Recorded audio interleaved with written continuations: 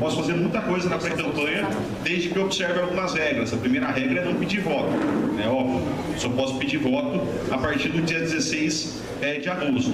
Então, não posso pedir voto de maneira pública antes do dia 16 de agosto.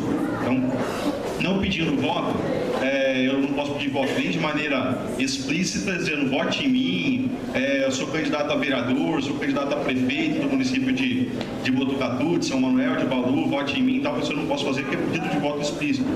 Eu também não posso usar as chamadas expressões mágicas. Aí é uma dificuldade um pouquinho para tomar cuidado, para não usar conto com seu apoio na eleição de 2024, porque se eu usar isso, a Justiça Eleitoral pode entender isso como uma expressão mágica. Eu não estou pedindo voto diretamente, mas eu conto com seu apoio na eleição de 2024 é um pedido de voto ali, por um meio de uma expressão mágica, né? Segue o líder, estamos juntos para 2024, esse tipo de expressão é considerada expressão mágica.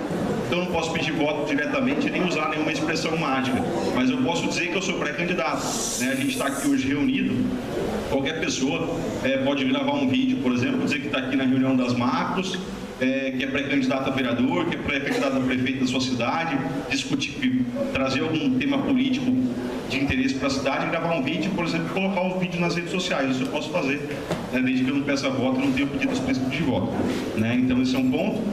O outro ponto que é preciso tomar cuidado nesse período de pré-campanha é para não usar um meio que é vedado, meio de propaganda que é vedado no período da campanha eleitoral. Então, ainda que eu possa fazer a divulgação da minha pré-campanha, eu não posso, por exemplo, fazer um banner e colocar um banner no poste agora.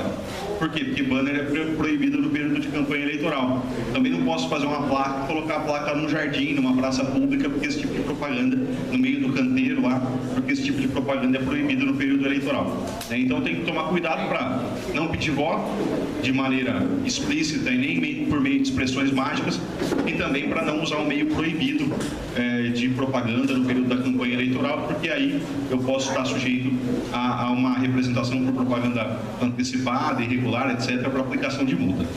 E o terceiro requisito que eu preciso observar nesse período é que tudo aquilo que eu for utilizar na pré-campanha, os eventuais gastos que eu tenha na pré-campanha, tem que ser gastos que a Justiça Eleitoral, que a jurisprudência diz que são os chamados gastos módicos. O que é gasto módico? A gente volta e meia tem essa discussão, matéria na imprensa, que alguém fez campanha antes da hora, gastou muito na pré-campanha, etc. Não tem uma definição legal do que seja gasto módico. É preciso ter cautela, avaliar. A gente precisa avaliar, primeiro, a questão do limite de gastos para a campanha do município. A gente ainda não tem o limite de gastos atualizado, o TSE ainda não deve divulgar até 20 de julho, mas a gente sabe qual foi o limite de gasto da campanha de 2020. Dá para localizar no site do TSE. Só colocar no Google limite de gastos, campanha eleitoral 2020, e a partir desse limite de gasto da campanha eleitoral de 2020, a gente atualiza de julho de 2020 para cá pelo IPCA. Vai dar mais ou menos uns 30% a mais. Então, naqueles municípios, por exemplo, que o limite de gasto para prefeito era na faixa de R$120 mil, a gente vai ter provavelmente o limite de gastos na faixa de uns R$156 mil, R$160 mil para prefeito, e para vereador ali entre R$15.600 e R$16 mil. É mais ou menos a projeção que a gente tem feito. Isso para os municípios menores, que tem aqueles limites de gasto menores, para os demais precisa olhar caso a caso, crescendo ali uns 30%. Bom, uma vez que eu sei o limite de gasto no período da campanha, eu posso eventualmente utilizar na pré-campanha até 10% daquele limite de gastos. Não vai computar para o meu limite de gastos, não vai depois tirar do meu limite de gastos, mas é um critério para eu adotar para falar, que 10% é um limite razoável, um valor razoável do limite de gasto para a campanha, que não tende a ser considerado um valor abusivo pela Justiça Eleitoral. E por que 10% não tende a ser considerado um valor abusivo pela Justiça Eleitoral? Porque hoje em dia o TSE aprova, com ressalva, prestações de contas de candidatos e partidos políticos que tenham falhas de até 10% do total movimentado.